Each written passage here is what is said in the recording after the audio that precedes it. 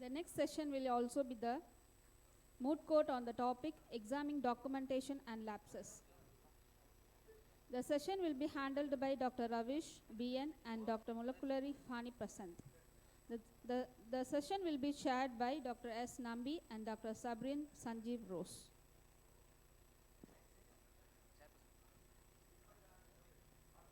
Welcome to the Dr. S. Nambi and Sabrin Sanjeev Rose to the stage, sir.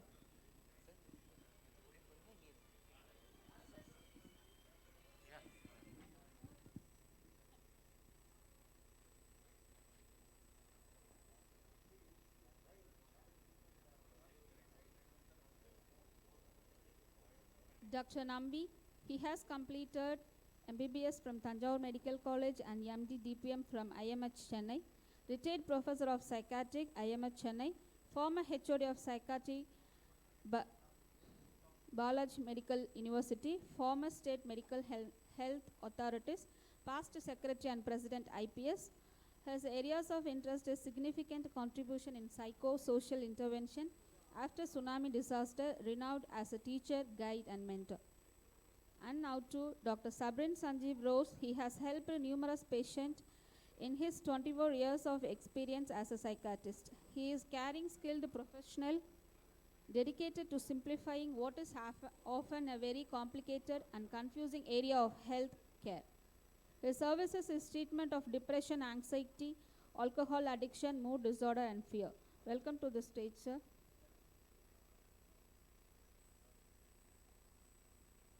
Now over to the chairperson.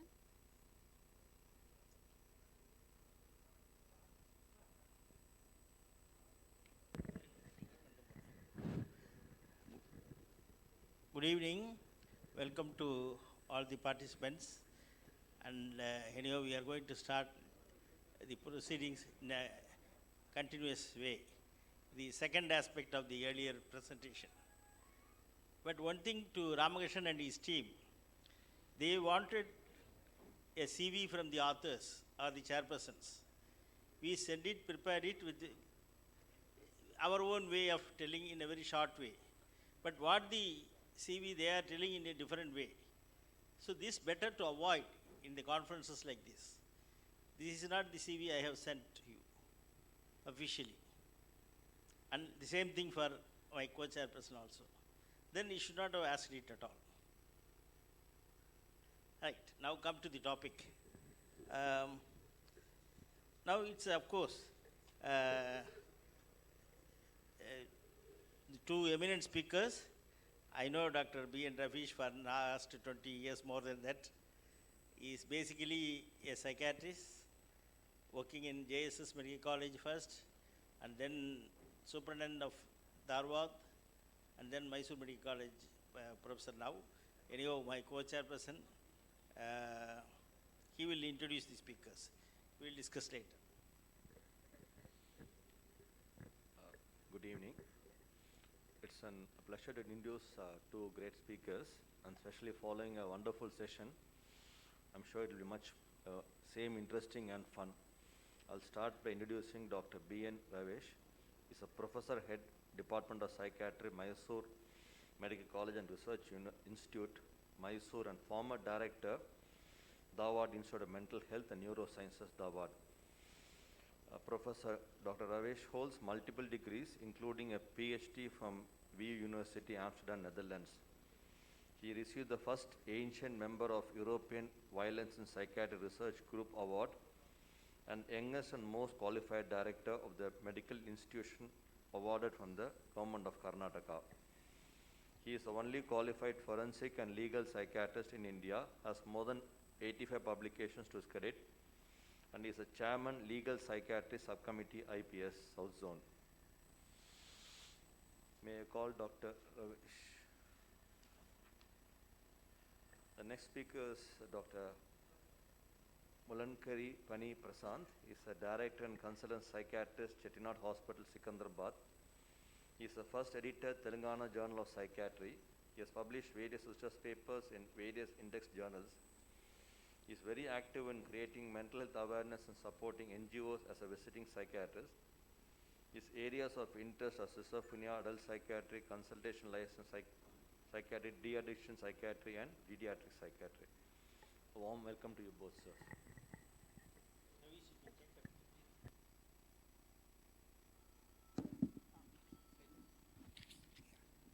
Good evening to everyone.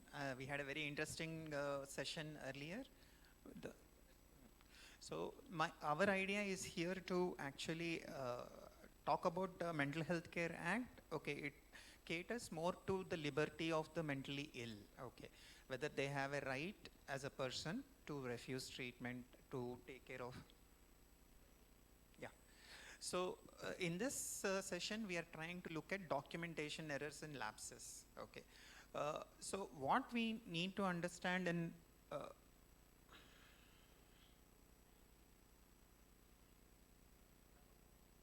it's not moving.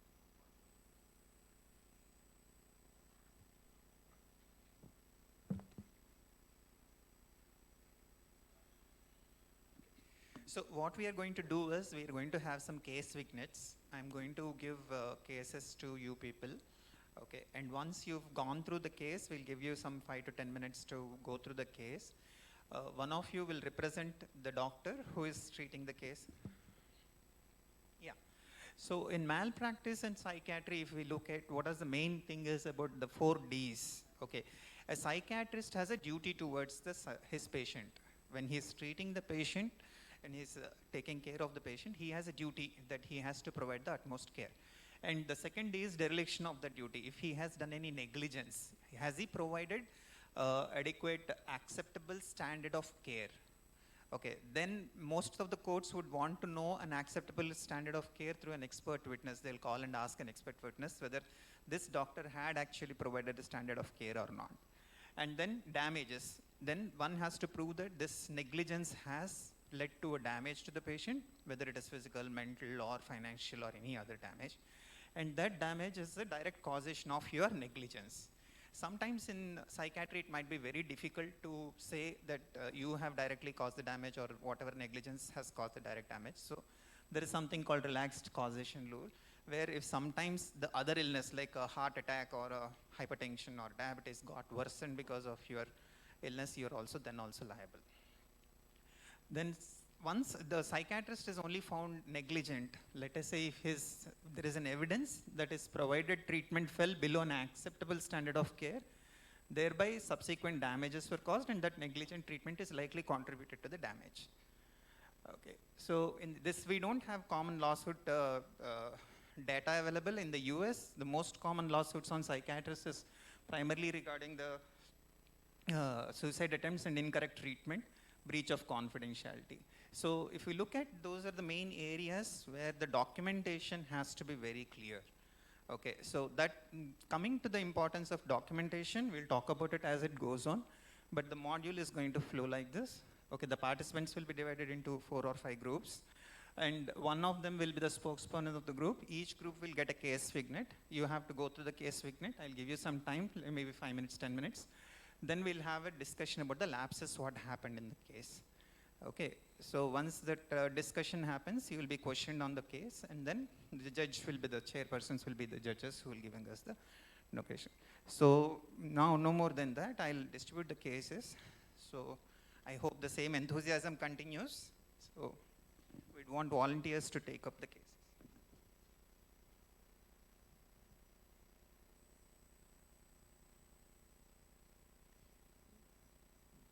This session should have been in the beginning. Respected chairpersons who are acting as judges. In fact, I am very much thankful to Dr. Nambi because he has brought out the documentation right in the beginning itself. What has been given and what has been projected was totally different. So that's where I catch the documentation error, number one. Second thing is, please understand, is the case vignettes been given? Okay, fine. See, most of us as psychiatrists, we are worried about only Mental Health Care Act. See, we are not just gone by Mental Health Care Act, we are gone by all the laws pertaining to the profession of medicine. So documentation is much wider aspect. Okay, the medical negligence, the medical jurisprudence, everything. See, two things if you are aware. One is communication, oral and written. Most of the litigations can be prevented. One of the best ways of preventing litigation, one of the best ways of defending your actions is communication, either oral or written. Okay, so yes, yeah. Can you brief them? It's already been written.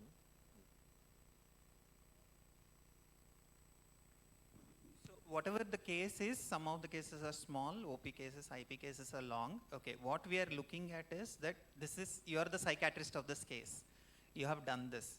Okay, whether you like it or not, you have to defend it now. Okay, that what you have done is in the best interest of the patient, and it's a standard care which we generally follow. Okay, so there's nothing right or wrong, or okay, that you should definitely stand up to the whole thing and then fight it out. Okay, just see where you find there is a lacuna in the whole thing, and how do we defend it.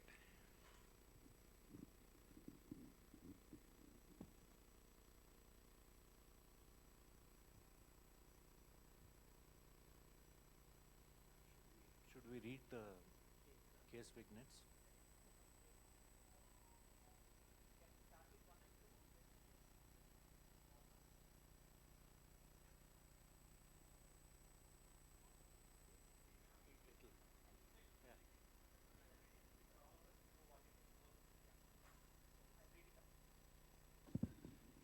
This is a case of Mrs. X. She's a homemaker living in a nuclear family. She filed a case on the husband, and that she has been treated unnecessarily by the husband, labeling her to be mentally ill when she was completely fine. You treated the patient for delusional disorder on an outpatient basis 2 years back. Okay, you don't have a system of keeping records. You dispose the patient with OPD slips with short notes on the medication prescriptions. The patient has dropped out of the follow-up since 2 years. You have been provided with the prescriptions written by you from the patient's husband that shows that in your first consultation, you prescribed syrup, risperidone 2 ml twice a day. Notes say that DOP since 2 years. And the follow-up slips show that the proxy husband, patient doing better, and syrup risperidone is continued. Mrs. X claims that her husband coerced her to see you, and in one interview, you asked her some questions where she explained you how her neighbors and mother-in-law were torturing and taunting her, and you had a discussion with the husband in a private and prescribed medication. So this is the case. So the psychiatrist who is there, please come.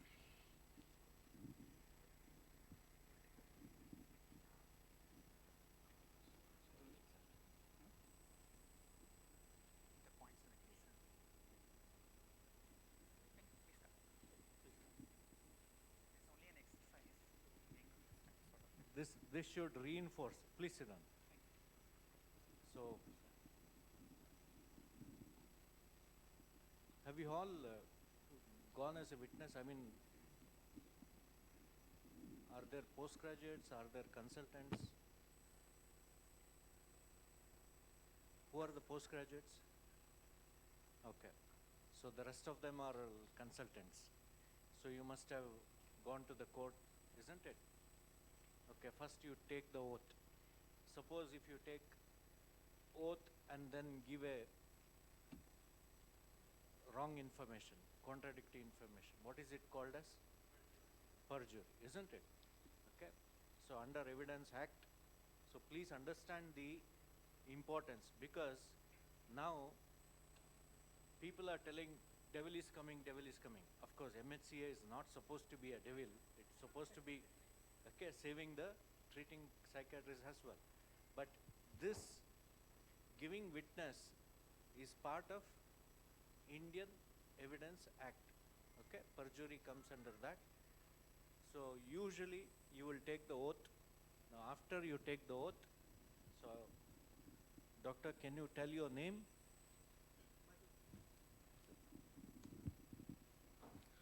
Myself, Dr. Gopinath. I'm coming from Chennai, working at Balaji Medical College. Doctor, you should answer what I have asked. Yes, sir. Okay? Yeah. I asked you your name. Okay. Where do you come from? I come from Chennai, sir. Okay. Where do you work? I work at Balaji Medical College. Okay. What is your qualification? I am an MD psychiatrist from NIMANS. Okay. So, what is your age? I am 33 years old. I'm going as per the same way because earlier, okay, the moot court which was done, it was more focused on the topic. But here, I'm trying to give you the exact rundown. Okay. So, you have done MD psychiatry. Your age is 33. 33 years. Okay. What is your experience in psychiatry? I have 6 years of experience in Okay. psychiatry. Okay. Doctor, look at this person. Have you seen this person? Yes, sir. I have seen them in my clinic. When did you see that patient? I have seen them 4 years ago. If I'm not wrong, it will be around, say, like 2018. Okay. Can you tell me for what reason you had seen him? This client was brought to me by her husband, stating that she was getting more irritated towards him and getting more angry for trivial reasons and having some belief against him. How could you tell all this by looking at a person who is 4 years old? I mean, you have seen him 4 years back. Yes, sir, I understand your question, but I can, to some extent, I can make up from the prescription that I have been offered, and I'm seeing the patient. Okay. Can you see this? Yes, Is this your handwriting? Yes, sir, it is my. Note this kindly, Your Honor. What have you written here, doctor? I have just mentioned the patient's name, age, and brought with whom, what is the relationship with the patient, and what was the complaints for which she was brought. Have you written all those things here? Yes, sir, I have. Sorry, we have not actually divided like prosecution and then the defense. I'm asking all together because we want to cover as many case vignettes as possible. Number one, 4 years ago, okay, when you have seen, you can't go by the face. There will always be retrospective difficulties of recollection. You should always say, I need to see the document. Okay, I can familiarize the face. Okay, I'm teaching you. Okay, what are the difficulties? Okay, the face looks familiar, but here, documentary evidence. Okay, so since this is a OPD document, okay, please understand, you have not got the documents. Yes. Now, sometimes you have to request the summons or the judge that I have not received the document. Okay. Usually, the lawyer will come and consult you before calling or giving the summons. And while receiving the summons, you can ask a rider that without getting all the documents, okay, I can't come and give the evidence. This is your privilege as a witness. There was a question in the previous session that can it be postponed, okay, if there is a marriage. See, just if you don't have enough document, you can postpone. So don't worry about such big events, okay, you can always postpone. And there was a question that when two summons come, okay, the higher court takes the precedence. When suppose similar rank court summons comes, what will be your stand? Which one? Criminal will have more than the civil ones. Okay. Two civil courts.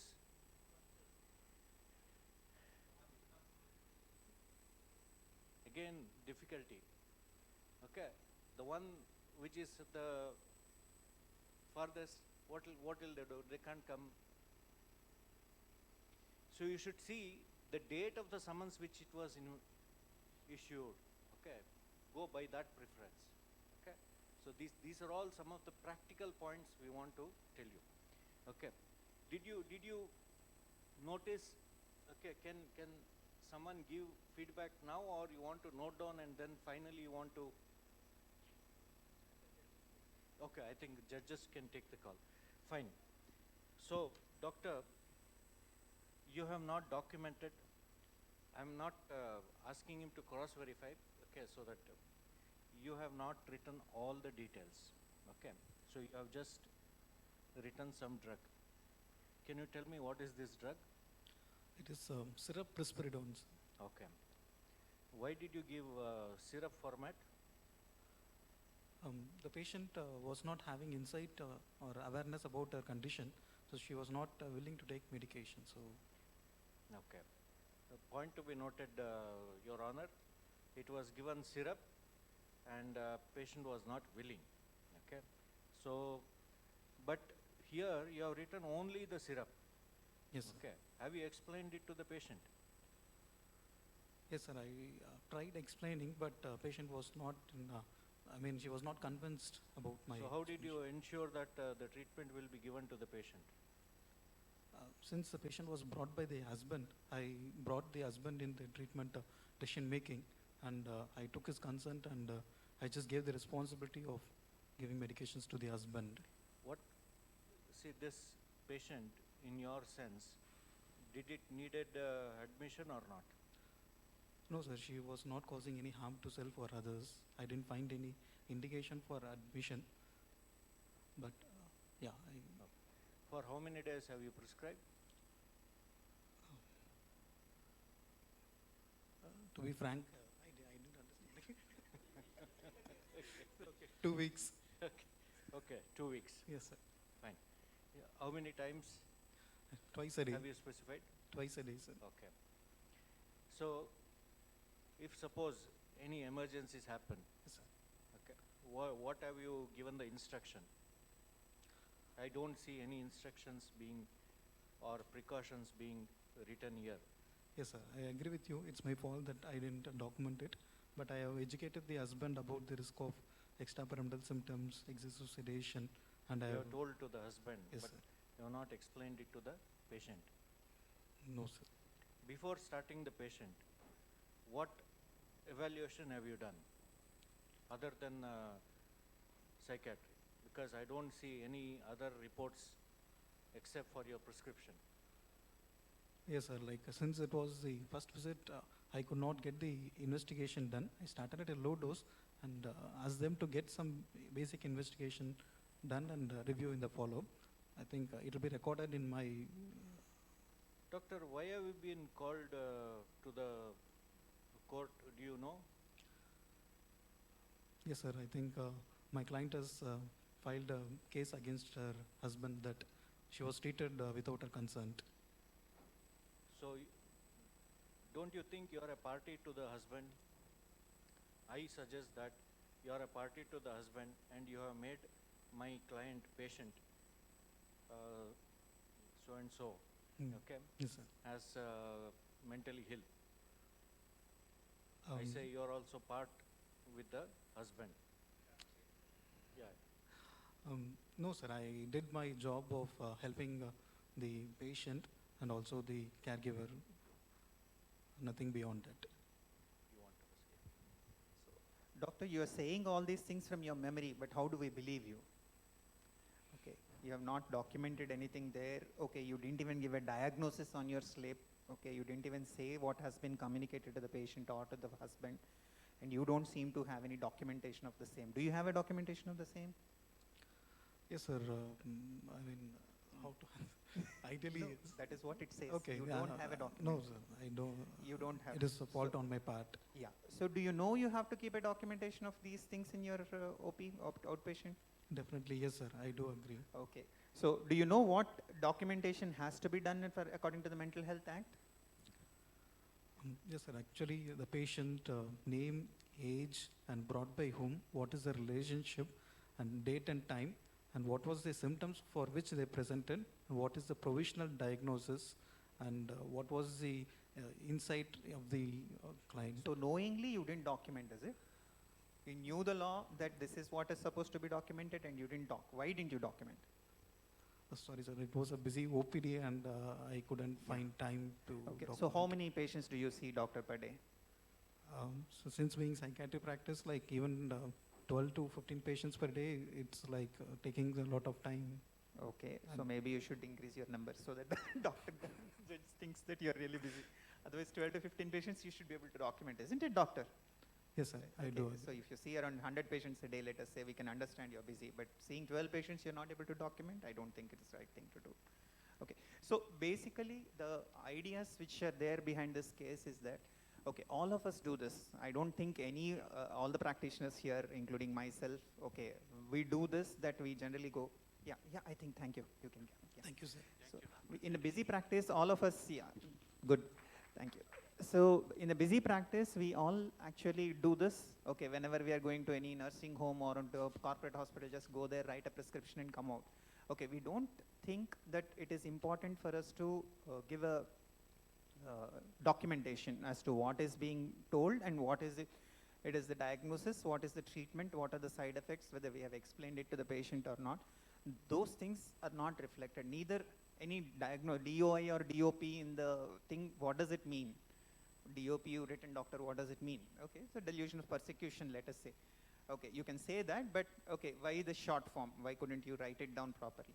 So documentation has to be there. It is not okay to say that, just, presentation please.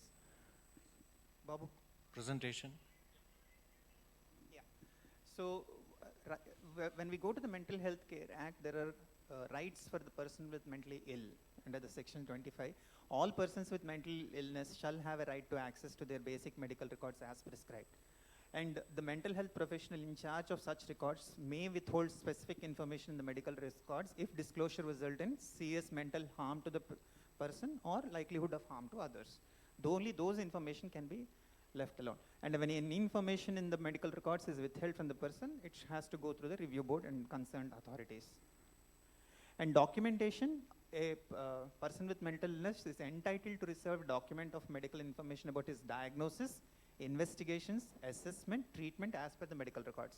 And if for an inpatient, he has a right to apply for a basic inpatient medical record. You can't say that medical records in the inpatient are confidential, I can't give it to you. There is a format prescribed and you have to be able to give that. And if he applies within 15 days, you should be able to give the document to the patient. And if a mental health establishment or a mental health professional thinks that he is unable to decide whether we can give the document to the patient or not, he can apply to the review board and ask for permission to decide whether they can give the document to the patient or not. And the board shall, after hearing, can decide. So there are particular forms which are there in the Mental Health Act. All of you have to go through them. The forms prescribed are an outpatient record, inpatient record, how a therapy record should be, how is a psychological assessment record. There are formats, and they have to be in the same format, similar format at least. Okay, so what is a basic medical record according to this thing? The mental health establishment shall at minimum maintain the following basic medical record as described below. All the patients receiving care and treatment at mental health care establishments. So all the mental health care establishments have to follow a particular protocol. Let us say you are in a corporate hospital where you go for an hour. There it might not be it might be considered as a partial clinic or a community clinic sort of a thing rather than the mental health establishment. And community outreach programs such as camps, satellite clinics shall keep a register. There you have a little laxation. And community outreach, the information A to H of the basic medical record of the outpatient. Mental health establishment shall maintain and provide and demand the following basic medical record on the person with them, as I told on. So if you look at a basic medical record, this has to be in hard copy. It cannot be a soft copy which you are keeping with yourself. Okay. So at the campus, mobile clinics and other community outreach programs, A to H, that is only, as you said, name, date, age, who has brought, what is the identity. See, at least if the address is not there, a mobile number would be something which would protect you. Okay. So if a mobile number is noted down of the patient, like most of the EMRs nowadays take the mobile number as an identity. They create an identity based on the mobile number. So at least a mobile number which is specific to the patient might really help you if you're not able to note down the address. And a provisional diagnosis. This is the minimum in a satellite clinic. But if you are working in a mental health establishment, your clinic is an established registered clinic, then you have to write the chief complaints, salient findings, and salient findings of physical examination, laboratory investigation, treatment advice. So this is about the basic medical record which you need. So if somebody said that I don't keep a record, what is the punishment? Okay, according to 107, 108, we have this penalty which may exceed to around 5 lakh rupees of such mental health establishments or authorities on its own or recommendation of the board, they can cancel their registration as well. Or if a person who contravenes any of the provision of the act, first conviction is punishable up to 6 months of imprisonment or 10,000 rupees or both, or next problem is 2 years of imprisonment well up to 50,000. So there is a punishment if you really don't follow the Mental Health Act. Okay, if you don't have a basic medical record, you are punishable under the thing. Don't think that it is something which we can get away with saying that I am a busy doctor, I don't really keep my patient's records. Okay, so coming to the case 2. Yeah. Yes. See, in spite of MHCA giving these provisions, there is always, because law is not a watertight compartment. See, ultimately, you are trying to act in the best interest of the patient. Please understand this.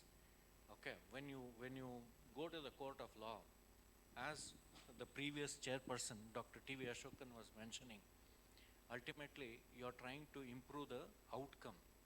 Okay, so say we are working in a general hospital. So the general hospital has a common, its own procedure that it has a small booklet, okay, where patient can visit different departments, and the OPD slip will be taken by the patient themselves. Even in my government medical college, it's the same. Okay, so what is your liability in such cases? Let's make it more interactive, otherwise the learning outcome will lost be there.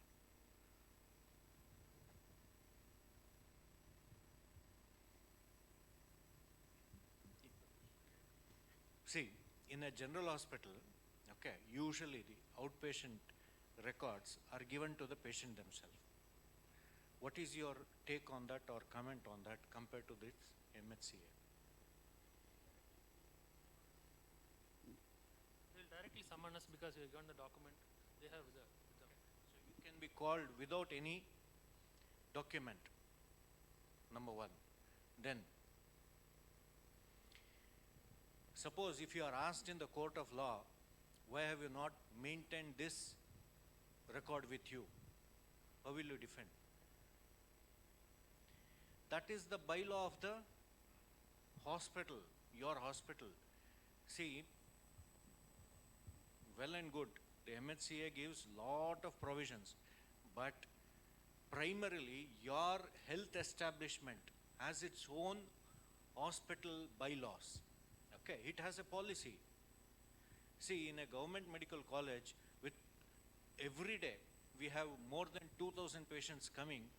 Do you think it's possible to keep all those records? Of course, now every government setup is trying to make it EMRs. Okay, but still, until that comes completely, okay, you can always say this is the policy of our hospital. Okay, you need to defend every step in you. Okay, shall we take opinion of the chairpersons? Because then and there, if it gets, yes sir.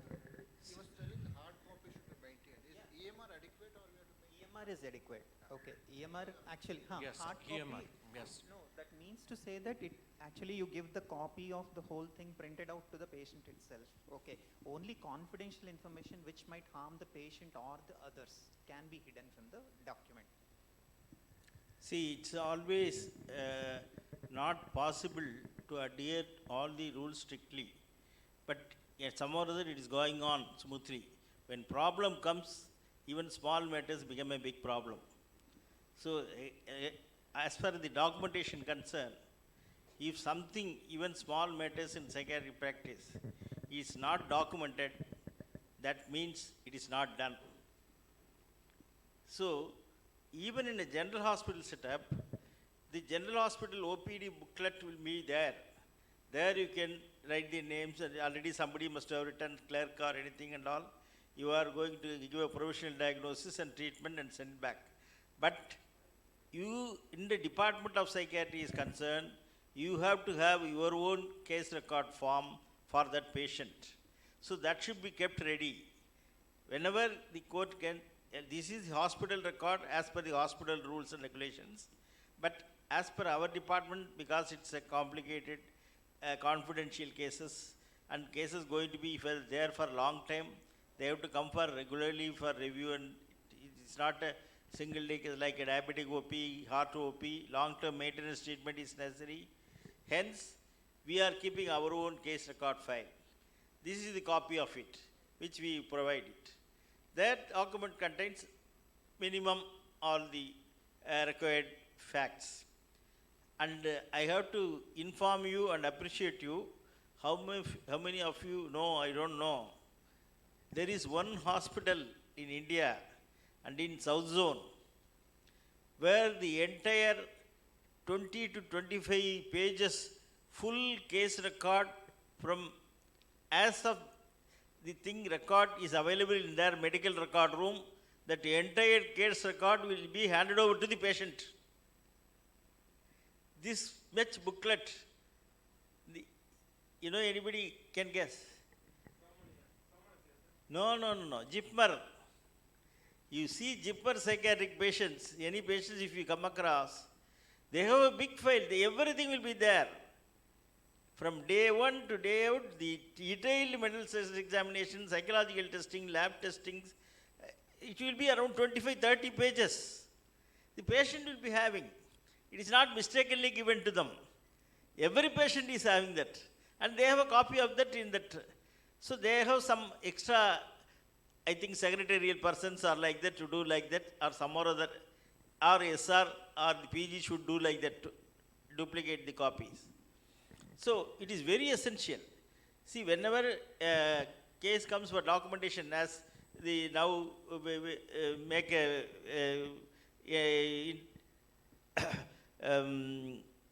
the information collected by the doctor, practicing doctor, it's very difficult sometimes without the documentation. So all your patients you see, whether it's outpatient or inpatient or referral, you should keep a minimum 2 pages, a good standard mental status examination, including all the other details, including what is given as physical examination, investigations, provisional diagnosis, earlier treatment given, what are the side effects earlier they had per problem, and other treatments given, and what is your diagnosis, for the following visits, everything, which should be produced in the court of law. They will be very happy.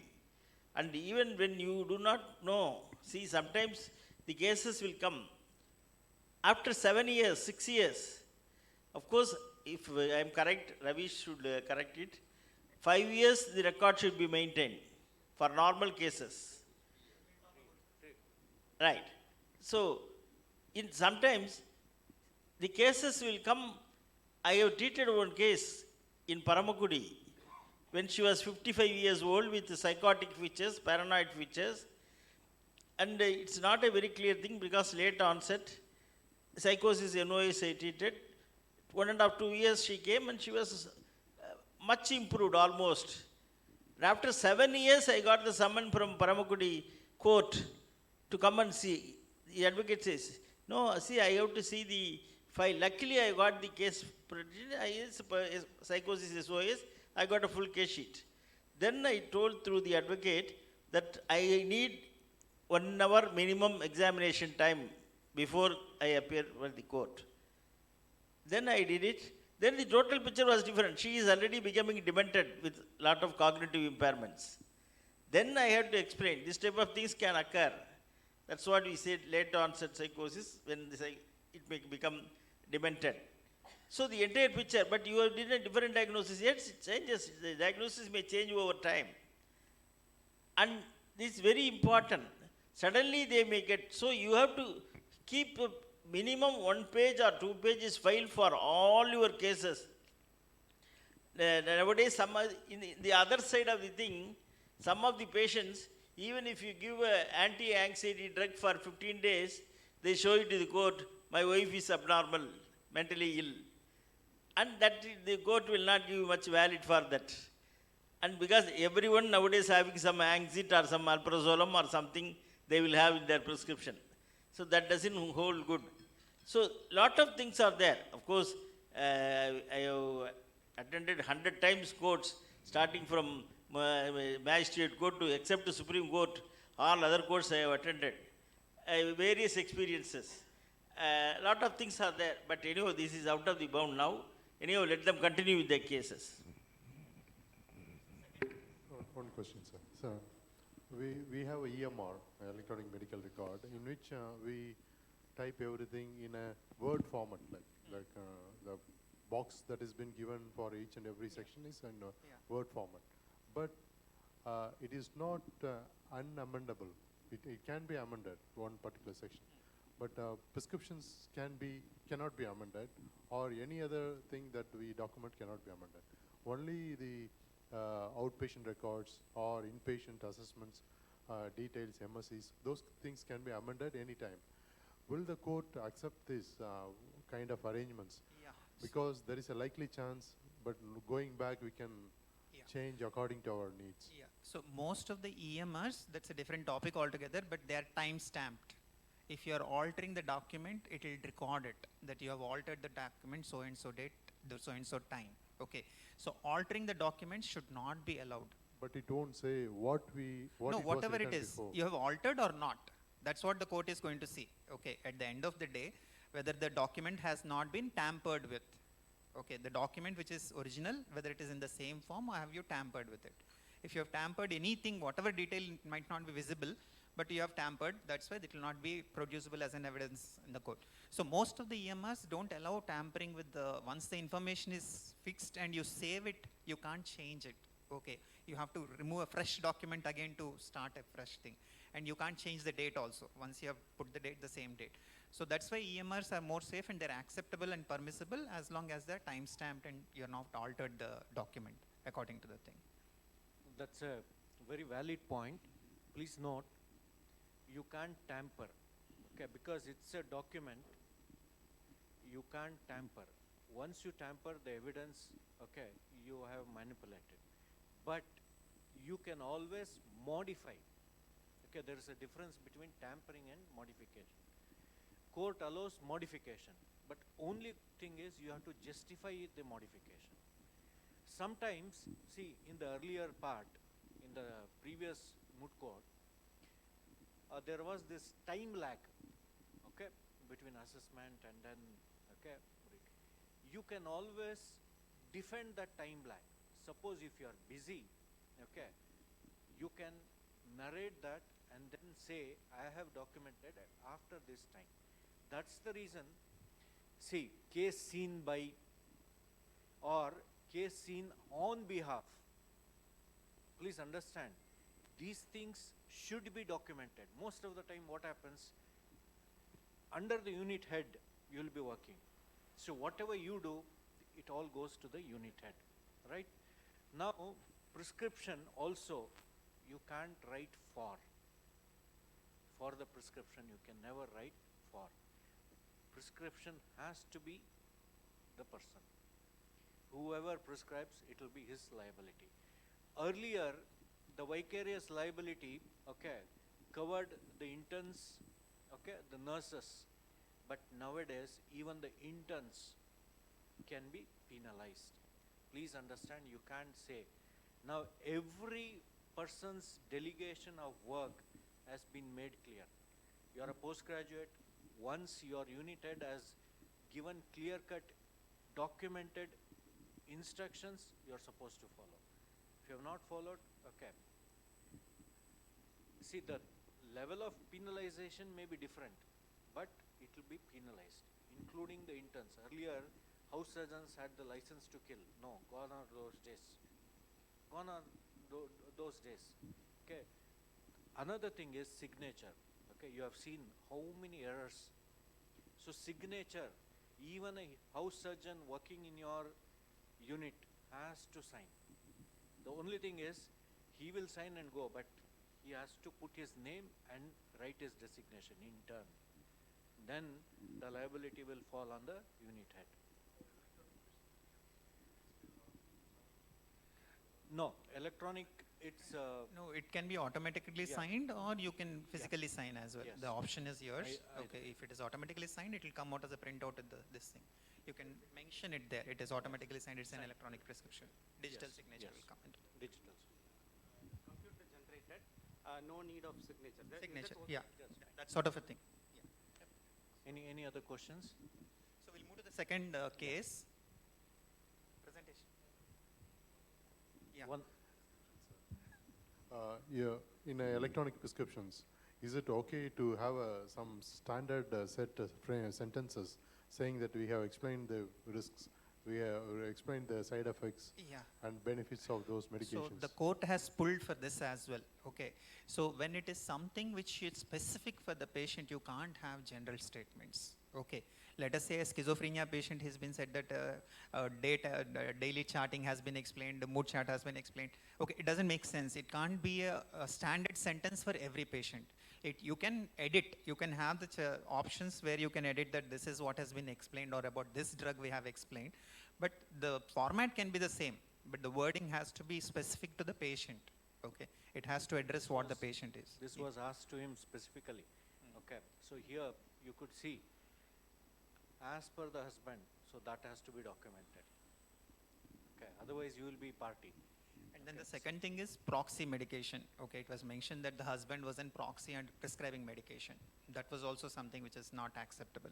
You can't prescribe medications in proxy. It has to be, you're documenting it. You're documenting on the top saying it proxy husband and you're writing a prescription. Okay, and then doing it. Okay, there it will be a difficult scenario. Okay, you have documented that the patient has not come, but still you are prescribing medication. Even a couple of prescriptions also won't be valid, sir, because the patient is not in a position to come. Okay, not even a single prescription by proxy. Okay. Unless you have a reason, and I don't know whether this will be accepted or not, but if let's say you can telephonically talk or a video consultation with the patient, but the fact that patient attenders came to you, okay, then you had communication with the patient directly, you can still write a prescription. And maybe a week later, in the second review, the husband is coming by proxy and updating the clinical status even then. Whether, what is the condition or what is the situation, whether side effects have happened or not, what is going on. You have not physically checked with the patient, so there's no reasonable reason why you have to. Yeah, please come. Second case. Second, So this is a Mr. X, 23 years, BTech, filed a case against the parent stating that he was forced to take treatment without his will, stating that he is mentally ill. He claims that he was given injections that were unnecessary without his consent.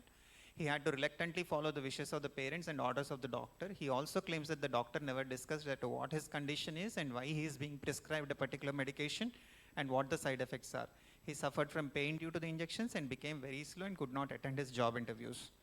So you have seen the patient 3 years back. You have an electronic medical records here with the patient, but you generally give only the prescription printout and the information, rest of it is on the server, which is time-stamped, you can't modify. In the initial assessment note shows that 1 year history of auditory hallucinations, commenting type, delusions of persecution, delusions of reference, patient has poor insight, likelihood of poor compliance, prescribed injection Invega palmitate followed by 100 mg. In the follow-up notes mentions patient is showing improvement in his behavior, but his insight is still poor, continued injection for the next 2 months, and after that the patient dropped out. Okay, so this is the case. I don't think we should now Ask interview. anybody? Hmm.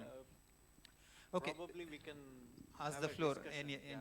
generally. Yeah. So if this is the case, okay, most probably all of you can participate in the discussion then maybe, because individually it is becoming very difficult again. So is the notes elaborate enough, okay, for establishing a diagnosis? Okay, the problem with this case scenario is that you have said auditory hallucinations, delusions of persecution, delusions of reference. You know what it is.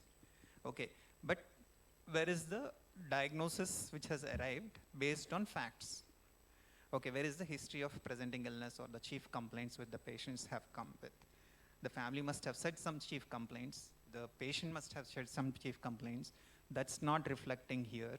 What are these voices? What is the auditory hallucination? What is the type of hallucination? That is not mentioned.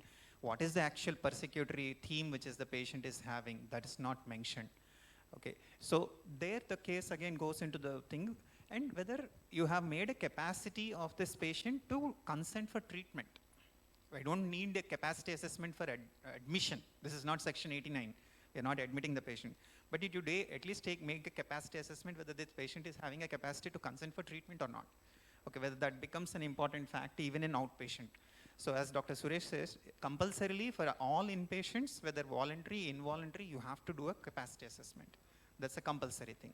But for outpatients specifically, when there is a treatment which is being given on the patient who has very poor insight, whether we can actually make an assessment of capacity to consent for treatment, okay, or consent for ECT, if you are giving depot injections like Invega, okay, which are like long term. Once you have given, you can't pull out the treatment, okay, so it has an implication there, okay. So those sort of areas, whether you should actually do a capacity assessment in such patients. And then should outpatient record have a diagnosis and treatment plans? Noted, because here you're only again giving the prescription, rest of it is in your computer.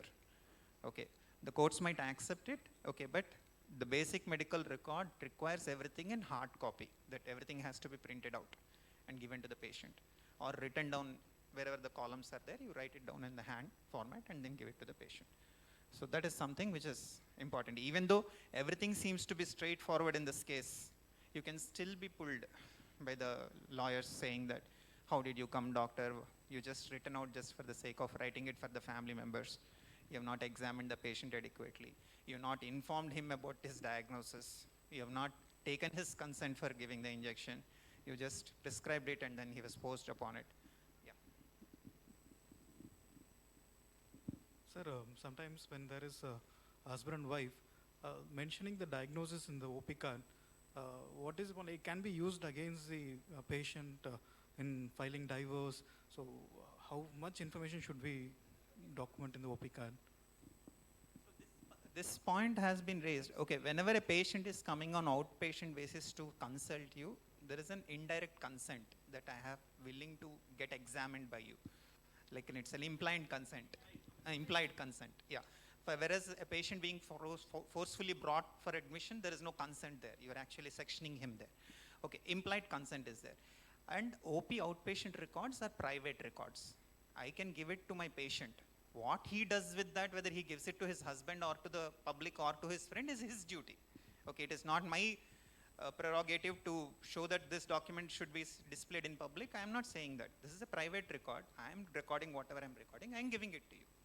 Okay, these are my observations.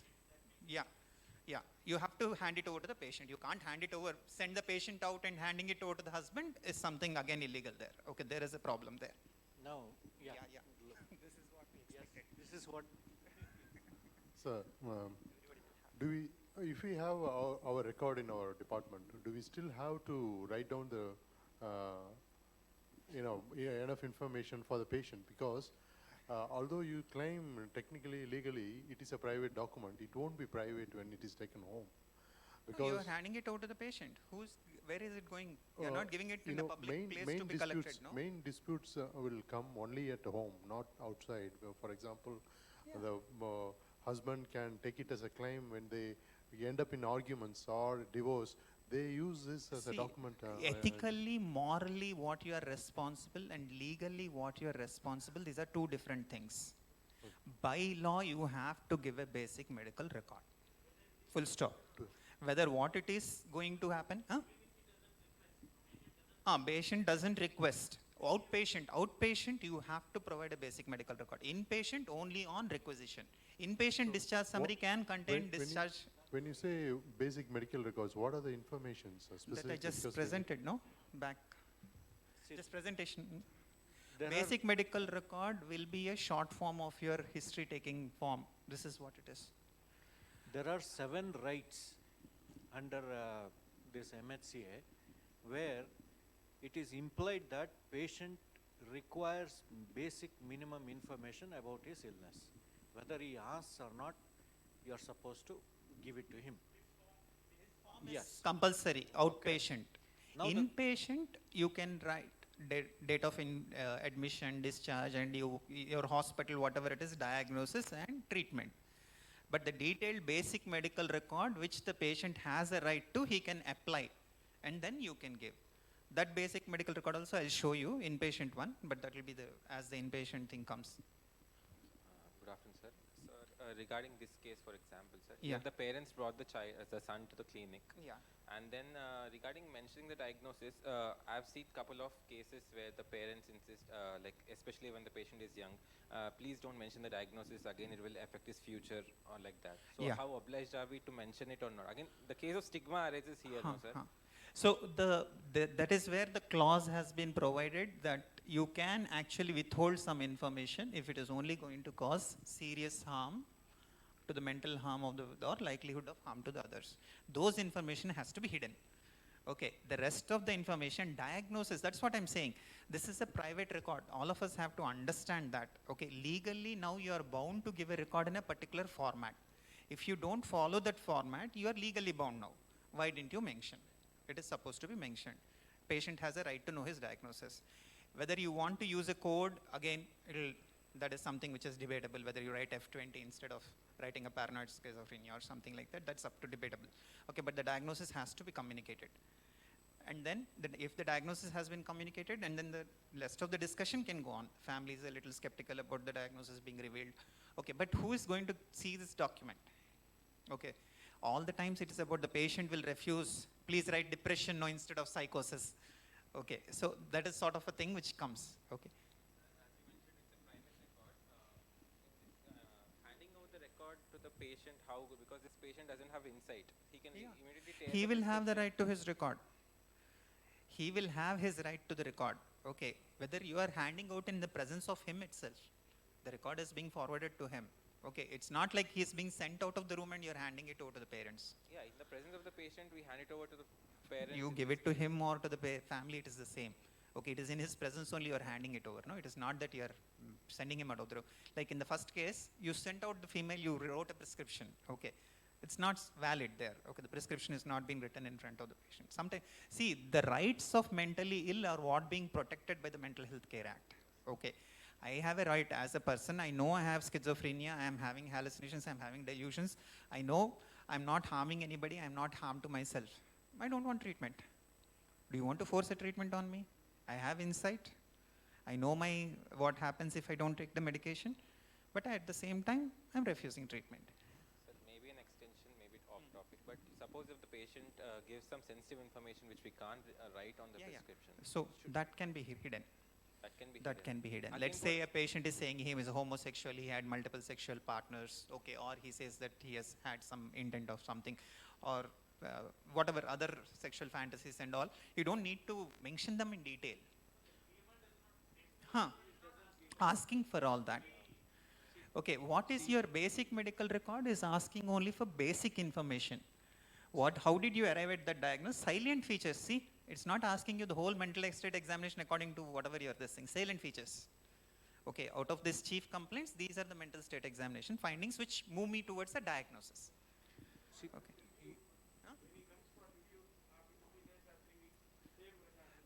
No, sir. Once the basic medical record has been done, you have come to a diagnosis. Yeah. So the same thing, no, sir. The chief complaints. What is his complaints now? Is he having slowness? Is he having something? Those are the complaints. What are the findings in your mental state examination? There is nothing abnormal detected, or he still has delusions of persecution, and then the diagnosis will remain anyway the same. Then what is the treatment plan? What is the treatment advised and follow-up recommendations? You are advising. He has lost Suppose he has lost the first prescription we have given for first basic medical record. What will happen? Suppose we are not able to retrieve it, and later he finds it from his shelf. No, there is nothing like we are responsible for keeping the safeguard of his basic medical record. That has not been there in the Mental Health Act. Okay. Patient will be given in a hard copy format. You can have a copy. That's okay, sir. Okay, opinions do change. Sometimes schizophrenia becomes bipolar, sometimes bipolar becomes schizophrenia. We are not responsible for that. Whether you have given a basic medical record in the prescribed format or not, that's what the law is. Documentation, sir, specifically. So Okay. there are certain rights of the doctor as well. Okay. One of the things is that patient is revealing, patient is giving information. Now here, if you see the advance directive, suppose if the patient doesn't disclose the advance directive and you go against it, you're not at wrong. So you can defend at the review boards, number one.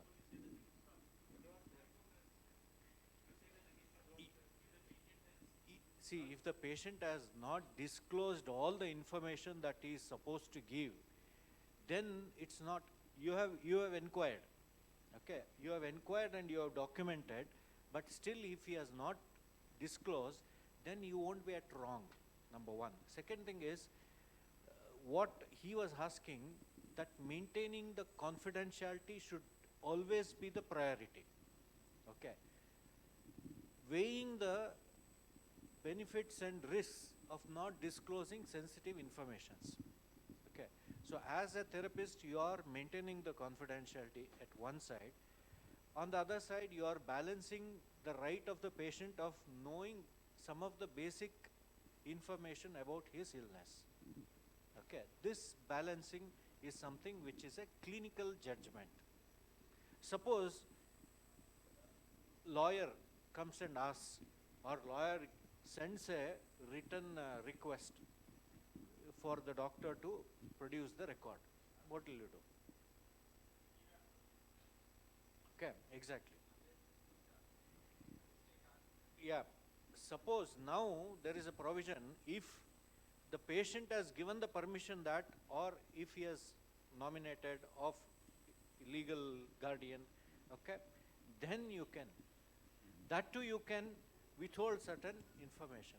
If you think it is going to be clinically detrimental, the outcome is, okay. And the other part is, based on the diagnosis, nowadays, no judgment will come, particularly with regard to divorce. Okay. So diagnosis has got nothing to do. In the previous discussion about the capacity, competence, okay, all those things, see, capacity is what you, competence, the court. So the court has to decide, okay, whether the person is competent enough to carry on the responsibility of the marriage. Okay. Schizophrenia itself is not a reason for diagnosis. A person has to be incapable of carrying marital life. Sir, my question was like this sensitive information, any other details which we can't mention in the prescription, but confidential. That, do we have any place where we can store that for our reference in future? So Because all the it's patients. an OP clinic, so we don't store the information. So there are two ways of looking at it. One is a Xerox copy of what you are giving to the patient. Sometimes the OP slips I see have a carbon copy below, okay, that you have a copy of it. The other thing is EMR. You have to move to EMR. Okay, EMR will provide you a special space which is confidential information. You can write in that block, which will not get printed out when you are giving the prescription, but it will be recorded in your record. If it's a manual prescription, I don't think we don't. really Manual have that. infection, you can't really do that. Then there you will have to have a Xerox copy or a carbon copy below, where once you give the patient, then you write the confidential information there itself. Okay, that sort of a thing you can. These She are has one something.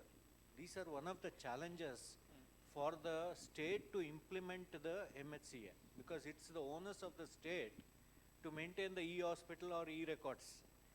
Okay, so these are all one of the challenges, one of the hurdles. Okay, Yes. sorry. I think Good evening, sir. So regarding the same case, supposing my patient is denying all hallucinations, but he is only saying that I have decreased sleep, and he's agreeing to take medications for decreased sleep. So is it like, yeah, the same case, yeah. He's agreeing to take the medications for decreased sleep.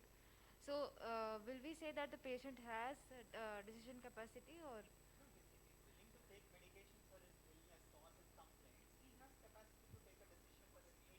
Okay. Yes, sir, but.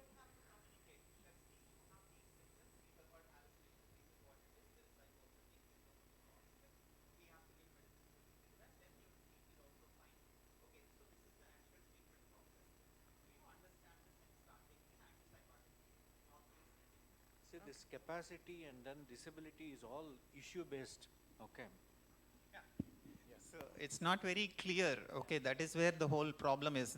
The whole point is not about what is clear, what is not clear. What you have documented.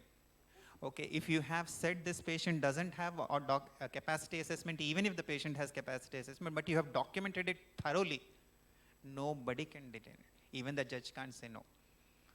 Okay, they have to prove beyond a point that that document was wrong. Okay, so documentation is the key. What you write and how you communicate, and what you communicated, whether you have documented it properly or not. That's what makes a difference. Yeah. All.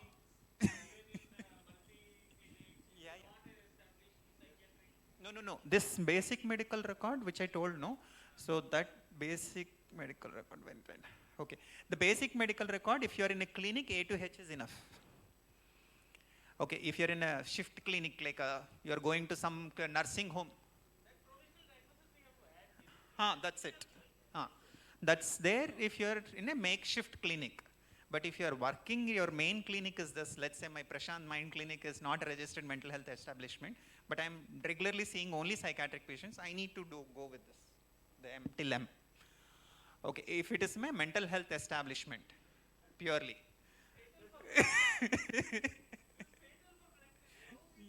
Yeah. Sir, regarding teleconsultation, sir. Yeah. So how can we give this basic medical record, because it mandates it needs to be given in the hard copy format?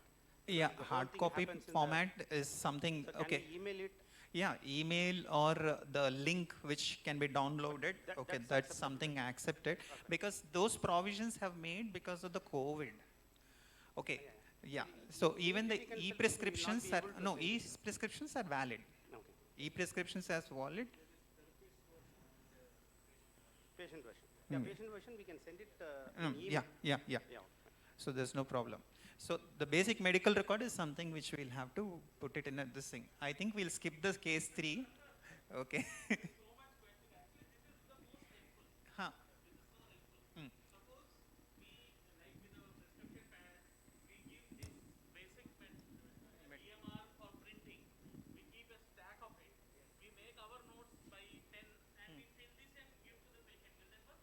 Yeah, that should be fine. Okay. Yes, Yeah. yes. Yeah. That's your option, yes. Yeah. So the description have to be clear, even if it's handwritten, chief complaints, what is the MSc, what is the treatment. It has to be 2 lines. It doesn't need to be an elaborate description. Patient says that he is hearing voices of 2 people telling him something. Okay, he feels people are following him, his name is seen on the TV. That's good enough. Then go ahead with MSc, so shows auditory hallucination, delusions of persecution, schizophrenia, treatment, follow-up after 2 weeks. Okay, that's good enough. But when you are actually, a patient is refusing treatment, the family is coercing, you are able to see some legal issue, documented, the patient has no insight, he is refusing treatment, he has lacking capacity to take a decision on treatment, it has been explained to him as well as to the family members, then the prescription has been issued. Okay, so now you have done the documentation, it's over. Okay, so nobody can now say that you have not taken adequate precaution or you have not communicated it. You have communicated it, you have done your job. The rest of it depends upon what the legal action goes on. See, if you remember, IPS president has mentioned that IPS is coming with the app. Okay, probably that could extend these things. And Karnataka has come up with triple IT and IPS KC, that e-documentation. I saw it in one of the souvenir or something. Okay. I think we have less time, so we'll just brush through the inpatient cases so that a point for discussion can be made. Okay, so here is a case of a Mrs. Z, 23-year-old female, filed a complaint against her parents, doctor, and the ambulance services for illegally picking her up from her friend's house and keeping her in a mental hospital without any proof of mental illness. Okay, so the Mrs. Z's patients approached you on an outpatient basis, reporting that their daughter is suffering from a mental illness since the past 6 months and that she's suspicious on the family. She stopped eating food at home, thinking that something is being mixed in it. She would fear that her phone and her laptop activities were being monitored by the family. She has reduced sleep, had frequent alterations with the parents, and the few instances call is to police reporting that her parents are harassing her. Police advised psychiatric evaluation but never lodged an FIR. She left home 3 months back and was staying with a family of her friends and refusing to come home. You have not seen the patient, so you advised to bring the patient for evaluation and treatment due to suspected psychosis. Family pleaded that they are not able to get her to the hospital and asked for help. You advised them to lodge a complaint in the nearest police station that she is mentally ill and being taken to a mental hospital for evaluation. and assisted them with the number of an ambulance service which can pick her up from the place. Parents went to the police station, lodged a complaint, and then picked up the patient from her friend's home and brought to the hospital in a sedated state. Then she was admitted under the section 89 of the MHCA 2017 for observation and treatment. She was evaluated next day by you as she was sedated on admission. On detailed evaluation, you find that the patient is claiming that she is not having any problem, agrees to having altercation with the parents regarding her career as a model. As the parents were not okay with it, she was not eating and they were trying to give her some medications that were making her drowsy. She felt that her parents were keeping her tab on her movements and her activities on the laptop and phone, and they might have hired people to follow her. She left home 3 months back due to the same and staying in a model's friend's home family. She was crying, getting agitated, angry, trying to get out of the hospital and abusing parents and hospital staff if she was told to take a medication. She claims to have been evaluated at a government hospital a few months back and pronounced that she was not having any mental illness. This fact was hidden by the parents. When you inquired, they show you an outpatient prescription from a government hospital showing a prescription of antidepressants and advised counseling. No mention of diagnosis there. She was refusing to stay in the hospital and you advised her to complete the assessment and then decide the plan of action. So you're not able to arrive at a diagnosis, so you ordered a psychometry and a personality evaluation with the possible diagnosis of psychosis versus borderline personality. Psychometry was done the next day. With the reports, you had a session with the parents and the patient, and a final diagnosis of personality disorder was made and the patient was discharged. So now, in this case, what is the right thing? Okay, did the doctor adequately document and do the right thing? Was section 89 supposed to be invoked or not?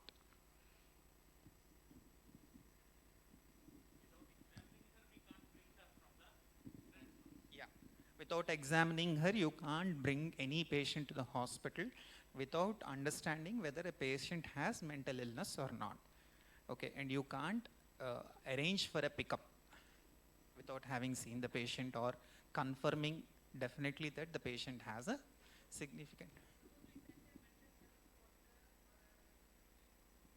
Suppose we send a staff, a mental health worker or a nursing staff or a counselor to the home to check on the patient, and we arrive at a reasonable conclusion that the patient has some mental illness. Is it, can we proceed with picking up the patient through an ambulance? Sorry? Okay, it has to be done on the place of the patient. Okay, fine.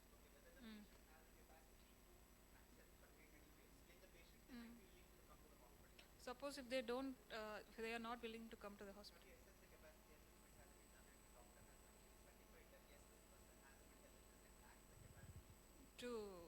Okay, fine.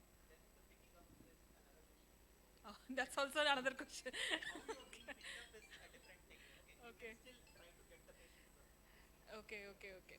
So, but picking up is something which all the mental hospitals usually do in India, which is what is the practice. Yeah. Straight away, are you using the restraint? Here, the chemical restraint. Chemical restraint, of sedation. Yeah. Okay. Is that the right thing? Okay, that's what. There is one sentence in the Mental Health Act, it says, admission is the least restrictive option available. In the section 89. Fine. So, the questions here are, is it possible to admit is it possible to admit someone with a section 89 under involuntary admission for assessment and observation? Section 89 does not. Section 89 actually deals with patients who have severe mental illness and lack the capacity to capacity for emergency can be used for observation, but that too if it is not a mental health establishment. If they have taken her to, let's say, a corporate hospital saying that she is suicidal and you are giving injection, you are keeping her under observation till she is shifted to a mental health establishment. That too for 72 hours, you still have a chance there under section 94. But as a section 89, you can't admit anybody for observation and evaluation. Okay, you can admit patients without a diagnosis. You need not specify that this person has schizophrenia, bipolar, but the patient has to satisfy the diagnosis of a mental illness according to the Mental Health Act. With the other thing we can diagnose the diagnosis does not make importance. You have confirmed that this patient has mental illness significant enough to harm self or harm others or lack of self-care. Those three items are there. Okay, depending upon that, you can actually, okay. Is it compulsory to assess a patient before making an admission? Yes, definitely. Providing an option of ambulance service that is likely to pick up a patient even though the hospital is not directly picking up. Are we vicariously responsible for that? Okay, so that is where, okay, I just gave the number, sir, I didn't actually go and pick up. Okay, even if you have helped somebody to be picked up, you have impinged on the right of them to come to the hospital. Okay, so vicarious liability will be there for you. Okay, don't think that you will not. Protect us from making the decision to bring them against their wish, because when a patient is at risk or to themselves or others, we somehow involuntarily bring the patient,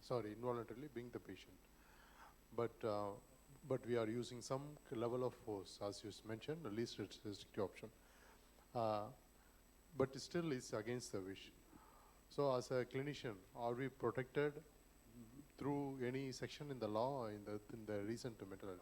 I'll show you section 18 in once, so all of us will be clear as to where it is standing.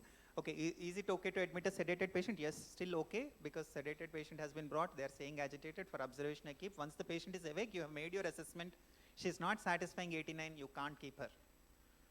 Okay, you have to discharge her immediately. Once she is awake and she is asking for a discharge, you have to, if you are not satisfied that she is having a significant mental illness, okay, you can't keep her against her wish. Okay, if the parents hide information, no, violent patient, if it is sedated and brought, once the sedation ended and you made your assessment, you have to assess as a mental health professional whether that person has severe mental illness or has the capacity. If both these are there, then you can section them. Before those two assessments, you can't section anybody.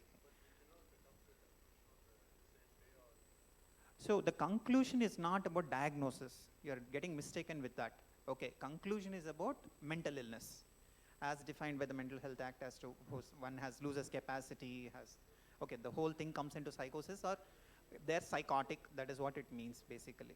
Okay, even if they're delirious, even in alcohol-induced psychosis, you can still use the Mental Health Act there also. Okay, but so if the parents are hiding the information, you're still liable. Okay, sir, I didn't know that they have never told us that the assessment has been done. You have to have your assessment in place. Did you make your assessment at the time of admission or not? Did your assessment show that she lacked capacity, she is having severe mental illness? That's what is going to be taken into. Parents hiding information is not going to take into consideration. It will not be protecting you in that direct way. Okay, so I'll skip this similar thing. So basic medical record according to the inpatient also. Okay, I don't think you need to give the whole case sheet of the whatever is being maintained in the hospital. It only needs things about the basically again the same thing. Okay, the same things goes about, but here a little more about condition at discharge, treatment advice at discharge, follow-up recommendations. These are some things which are added. Otherwise, the thing is similar. Okay, but here you have to have the nominated representative identification mark. For an inpatient patient record, an identification mark is compulsory. This is something which is being asked. Okay, a simple mobile number would be sufficient for an OP record. Okay, because it will tie the patient to the mobile number, but here it will not. Okay, here you have to put an identification mark of the patient in the case record.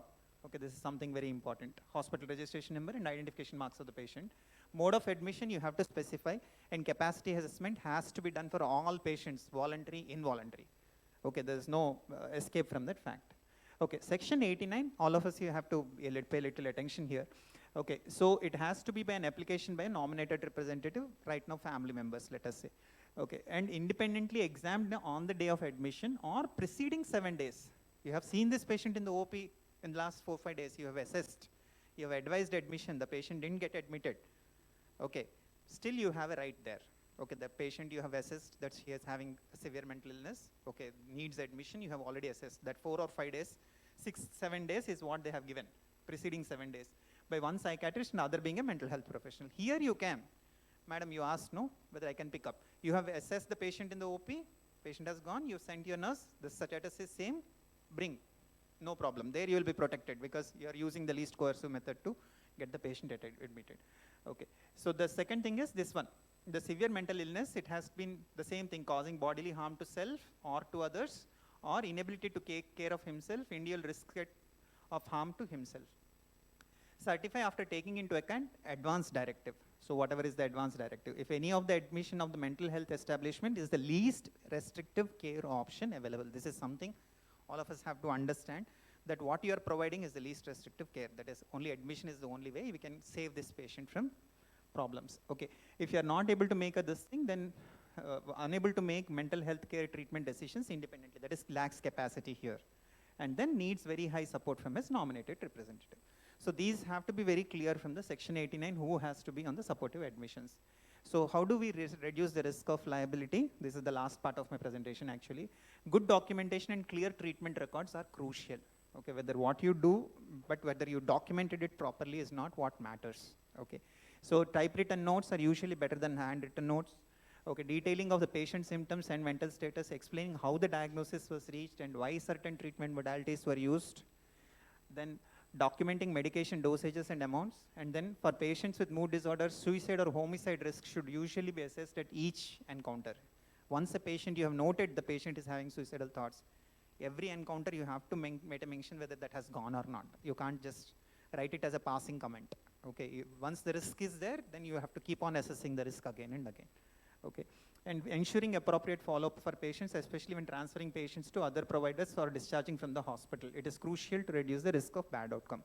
So when you are discharging somebody who is having high sugars from psychiatric establishment to a general hospital, then your documentation has to be clear as to why you are discharging, what is your treatment plan, what you advise. Whether the patient reaches there or not is a different story. Okay, but whether you have made that documentation clear in your record is something which has to be.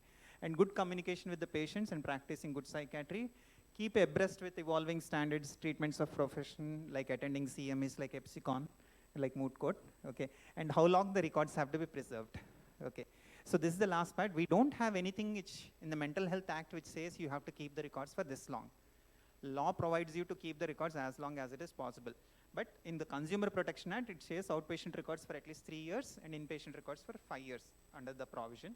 And mental health, MCA, Medical Council of India, has passed a regulation in 2002 where inpatient records for 3 years is compulsory, but they have not mentioned about the outpatient records. Okay, so minimum standard according to whatever it is, 3 years at least for outpatient and 5 years at least for the inpatient records we'll have to preserve. There's no option from there. So, and MHCA says 15 days from the application of the from the nominated representative or the patient, you have to give the basic medical record. MCI says 72 hours you should give. Okay, so there is a difference there. So, in one thing, one mild clarification here regarding how long you have to keep the records.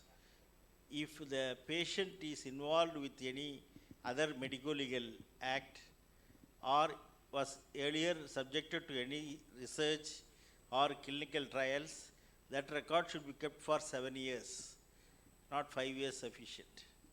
Otherwise, 5 years. But problem is, one thing you have to understand, theory is different from practice. I want one simple question for Ravish. So many psychiatrists, thousands of psychiatrists practicing and seeing lakhs and lakhs of psychiatric patients every day in the country. In the last, at least the recent 10 years, you take it. How many psychiatrists have been punished or warned or anything? You say anything may happen to anybody, that is a different thing. But most of the time, the judges do not know psychiatry. The lawyers, not you, lawyers mostly do not know psychiatry, and the psychiatrists do not know law. So in this thing, if you go to court, majority of the time, the judges or magistrates are very considerate, and very few are penalizing in nature. And we are there to support the patient, and they are also there as per their norms to support the patient. So they do not unnecessarily penalize or punishing. But what the basic fundamental duty for us, we have to do, that's why the purpose of the seminar. The documentation should be there, should be as per the norms, should be kept ready, and it should not violate any other regulations as per the MHA. Documentation writing is very essential. Many people, I do not know if you take strictly speaking around 6,000 psychiatrists in India, 3 to 4,000 psychiatrists are not keeping documents. If they get a summon, immediately they hook up something with the earlier prescription if they get from the patient's relatives, or if it is not available and they go and fumble and SSI have seen that they request the thing, the lawyer, opposite lawyer, get the prescription, make a simple notes, and this is the based on the prescription, they make a diagnosis and give it like that. But that should not happen in future. That is the purpose of the whole seminar or the workshop. So, don't think that you will be punished. You will be given taken into task. It is now coming up. See, it is British or US 5 to 6 patients a psychiatrist see per day. And UK 5 to 7 patients a psychiatrist see. Kumanan in Madurai Medical College and my colleague in Madurai, how many patients per day? If you take for Institute of Mental Psychiatry, each psychiatrist sees 120 cases of old cases, follow-up cases per day. We can talk so many things. Even they find it difficult to repeat the same drugs for 21 days. After listening to them at least for 2-3 minutes, talk to them and writing them, that itself they do not have the time. But one thing, the law is there. We have to obey. But in between there are a lot of practical difficulties are there, but we have to balance it, and somehow or other we have to rectify some of the things. Minimum, that's what the records, very minimum for inpatient, very minimum particulars for outpatient is a must for future young psychiatrists. That is the whole purpose of the documentation is a must for everybody, especially for psychiatrists. Suddenly one day will come. Sometimes one case is enough for you. Like one accident is enough for you to die. One case is enough. I was in one case, I almost thought that I am going to be suspended. That offensive lawyer in a young age also, that is, I was in the 20s. He was bombarded me like that, threatening. It was going on for 7 days, the case. Daily the law college students are gathering there because some tamasha is going on in the court. The judge was so kind enough. Second day itself he called me to his chamber. That fellow is very difficult fellow, very intelligent, shrewd fellow. He will threaten you, he will harass you to get what he wants. I am there for you, don't show it out. Anything he will going on say yes or no, yes or no. No, you say I want some explanation, Your Honor, he asked me. I will you, yes, you tell. I will be with you. So don't worry about it. Finally, he saved me. It's a very difficult task. And similar another case in the Magila court, Suggestion State, one of the VIPs, VVVIPs of Andhra Pradesh, granddaughter committed suicide. This case was going on for 1.5 months. I was actually treating the girl for depression for 6 months. And later she went to US and come back, and immediately she committed suicide because of the husband torture. The husband said, came and I wanted a certificate that she is suffering from major illness, give a certificate. I said no. But somehow or other, they could be able to get another senior psychiatrist. Luckily, he is not alive now. They have given the certificate, and the shrewd judge, even now she is in the very high position in Madras High Court, she could be able to say it is the false certificate. But by orally, evening, daily, this is his thing, whether I will make something. Madam, he has not seen the case. I only saw the case. Please just make him that the certificate is invalid, like that you said. And shall I call you for someone? No. Whatever you want, I will give you out of the thing. Better don't call. And the then Chief Minister of Andhra Pradesh, the then Member of Parliament, and then the father of the thing, the Chief Minister was his uncle. They all pressurized me not to issue any certificate for that person. I have never given a false certificate in my 42 years of psychiatric practice. Not a single certificate. But I have never refused to give a certificate for a genuine patient also. I have been to court. Only sometimes there will be confusion. Suddenly some 8 months back, there is a someone from one court near Tiruvallur district. You come and give your witness regarding this patient Jyoti Lakshmi. That's all. Nothing else is there. I don't know, Jyoti Lakshmi, no other information is there. Then I took my files. I am an old person now, crossed 70 already. But I got all my 20 years files. Pakka. 20 years files I am keeping it now. Within 5 minutes I can trace the case sheets. I have asked my secretary to take up the Jyoti Lakshmi file. 17 Jyoti Lakshmis were there, including the famous dancer Jyoti Lakshmi, actress.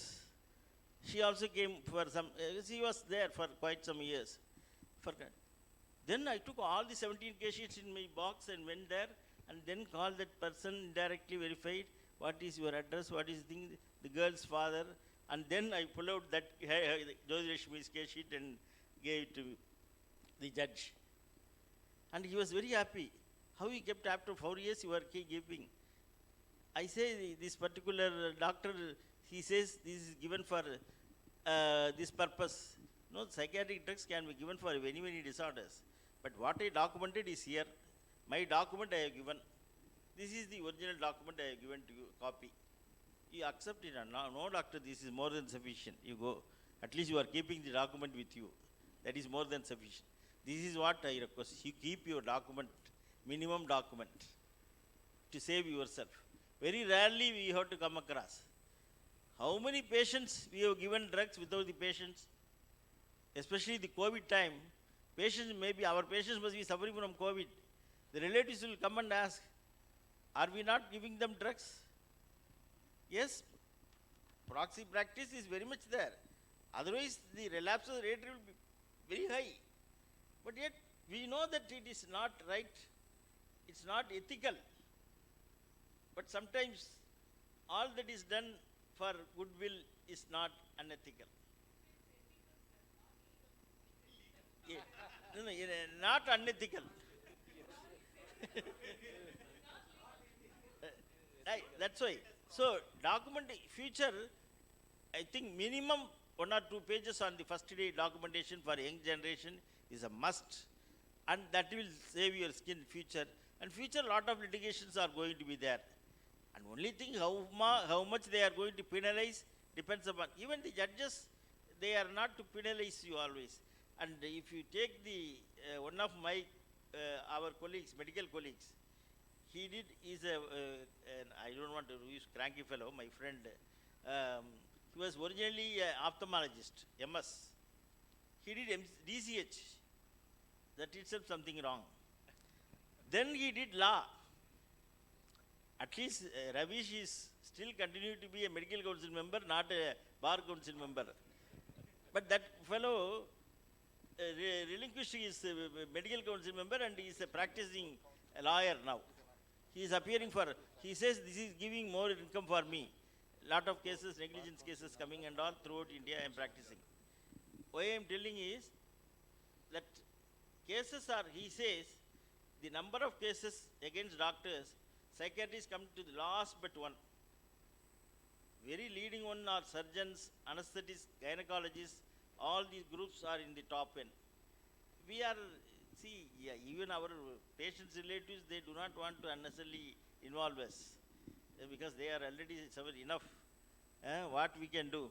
Already mad by psychiatric patient doctors, why should we trouble? I think somehow they also pity on us. So they do not much trouble us.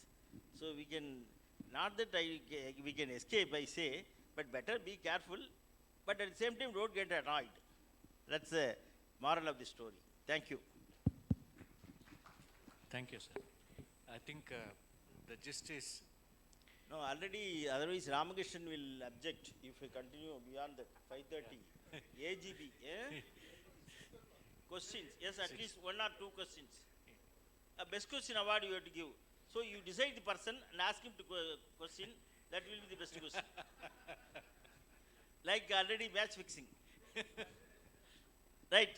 No, I think 3 questions are allowed. Yeah. Best of the thing will be given a prize. 3 questions. yes, yes, please. Sir, when we do the assessment for the first time, we know that the patient is not well, but we cannot arrive at any diagnosis per se, because one of the record is like we should give a diagnosis. But still, I want to prescribe medications. No, I mean, even the professional diagnosis also, I don't want to comment on that thing. Like, Okay, diagnosis not clear at this point of possibilities 1, 2, 3. Yeah, You but have to see- have to write differential diagnosis. Okay, so without a possible diagnosis, or you do an assessment and then come back to the diagnosis quickly. prescription, see, you have to defend again. Is the medication essential? When you don't have a proper diagnosis, okay, that's a conflict. then other specialties like who prescribe our medications. So what is the, because we are very much enforcing the law on us, whereas MBBS doctor and other See, specialties. that is the only question which has been addressed even by Suresh also. Okay, you have the right to take somebody's life in control, whereas other physicians don't have. You are deciding for somebody who is not able to decide for themselves. Okay, so you are responsible for somebody's life. Okay, so there you have to be extra careful. That is what it is. Okay, so most of the malpractice cases are on surgeons. Okay, the 10% of it is on psychiatrists. Okay, But, let us. but again, to leave you with some, thought-provoking issues, please sit down. See, a neurologist, when he treats cerebrovascular accident, is not in a condition to make any diagnosis. Okay, see, why psychiatrists have been targeted? 2 things. One, psychiatric patients are vulnerable for, okay. Second thing is, they lack capacity, and then you give a support.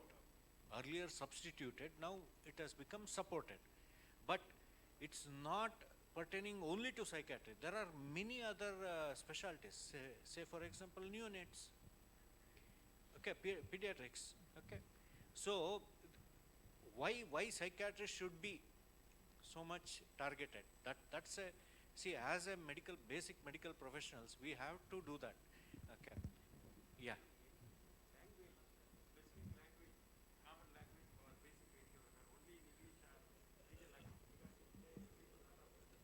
Sir,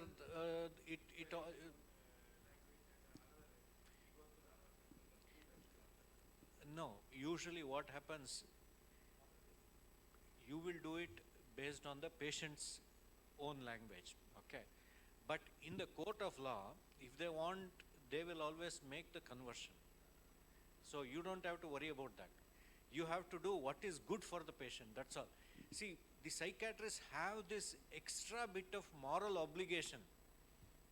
See, we are trained to be like that compared to surgeons or other people who doesn't have that much of empathy. That's why they end up, see, we always seek permission before doing anything, but surgeons, they just go and operate. Okay, so that's the reason. Okay. Sir, I had this experience in my final year of post-graduation. There was one female patient around 27 years. She was reporting sexual abuse from her father. So I had this doubt whether I should be writing that in the inpatient notes, and if written, should I report it? See, this is a very typical case, okay, where you can make it medico-legal case. Yes, sir, I had it. Please understand this. Every doctor after MBBS has been given the discretion to make it medico-legal. It's your decision, okay. Now, if the child is, first of all, incest has got so much of, okay, but today, with autonomy and with all the feminism into forefront, you have to report, okay, it's an obligation that you report, because protection of women against, okay, no, It's adult, 27 adult. doesn't matter. Protection of Women Act. Yes, yes. No, no. Make it medico legal. In the record, I should have Medico legal. mentioning it or Medico not? legal. Okay. Because I had this doubt, if I don't report, suppose she becomes normal and 10 years down the lane, she goes No, to the no, no, court no. by reporting. See, biologically, is it acceptable? Okay. So that's the obligation. No, if not father, anybody, any sexual abuse. Any sexual abuse, you have to make it a medico legal case. And immediately prevent further, okay, any kind of harassment. Because she's a physical, patient who's admitted in the hospital in the closed ward under the magistrate order. Like I was skeptical whether to mention.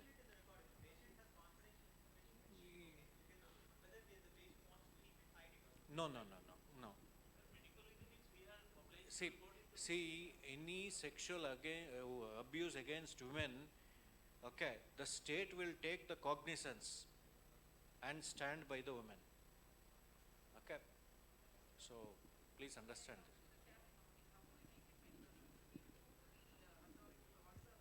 You have to just bring it to the casualty medical officer or emergency medical officer who has a medico legal registry. Even in a private practice, you have to inform the police. You have to inform the police. Any abuse.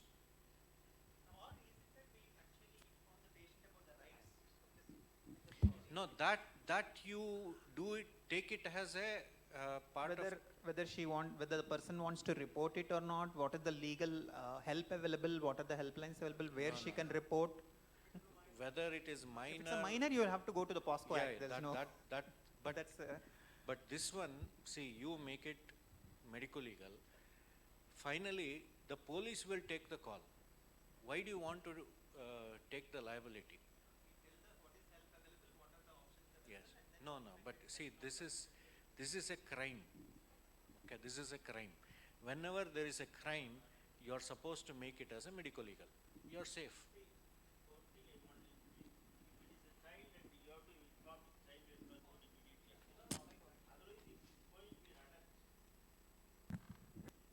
Going to be an adult. For example, she has come for depression now.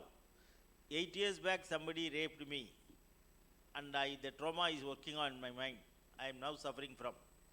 Ma, you want to give a complaint regarding this to the police, or we can bring it to the notice? No, no, no. Just for your case thing, by suffering, I am telling you. Please don't bring it out. This is called privileged communication. This privileged communication, you can record it and keep it. You need not go to the police, women police station. Then she will be further depressed, and she may even commit suicide after coming to you. So, ongoing sexual thing. That you have to report anyhow. Ongoing, yes. Ongoing, yes. Because of the earlier past history of sexual abuse, now she is suffering from some depression. Not that depends upon privileged. But it's going on. She is no way to communicate it out, but she is communicating. You have to tell her that yes, it is better to communicate to the authorities.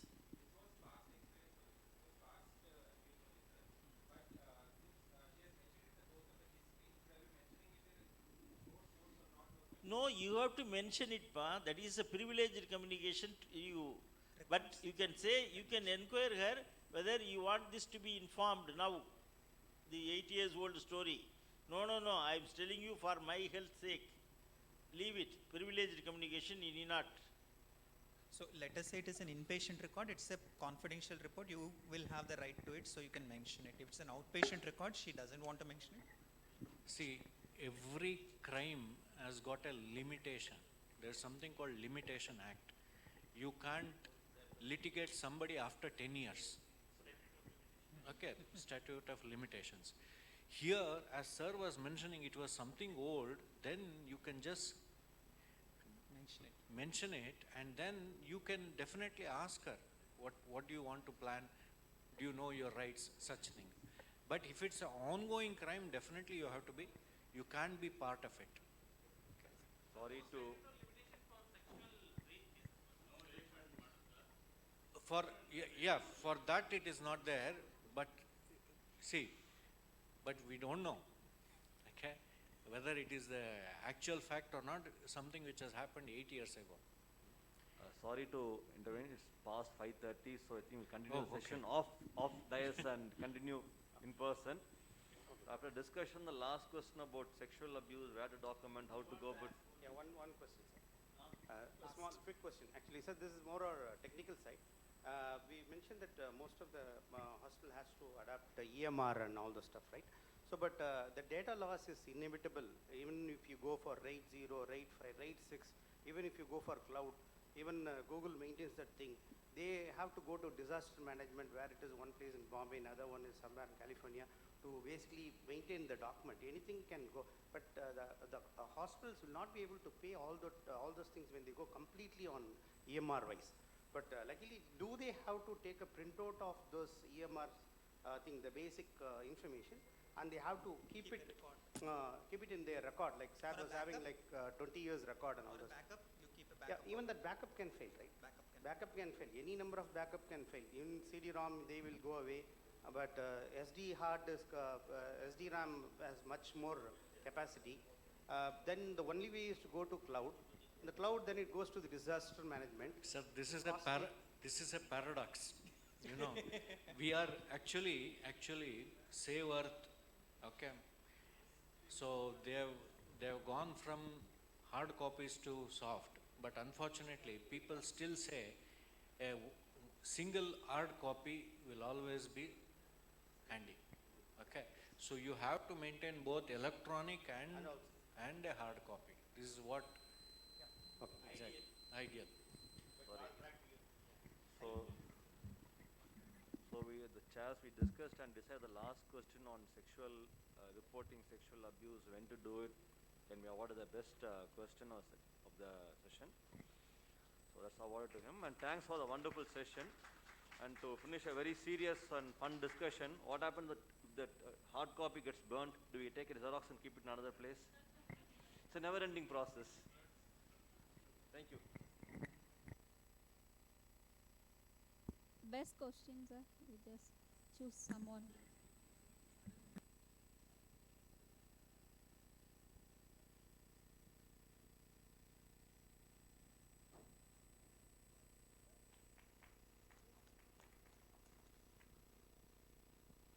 The session was wonderful. Now the time to honor our chairperson. I invite Dr. Geeta, Director of Atma Hospitals, to hand over the memento to Dr. S. Nambi and Dr. Sabrin Sanjeev Rose.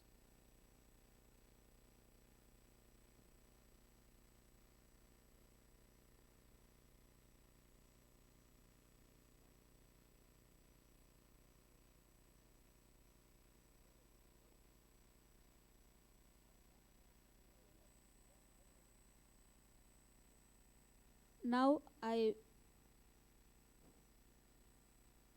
I welcome Dr. S. Nambi and Dr. S. Sabrin Sanjeev Rose to hand over the memento to Dr. Ravish B.N. and Dr. Mulakulari Fani Prasant.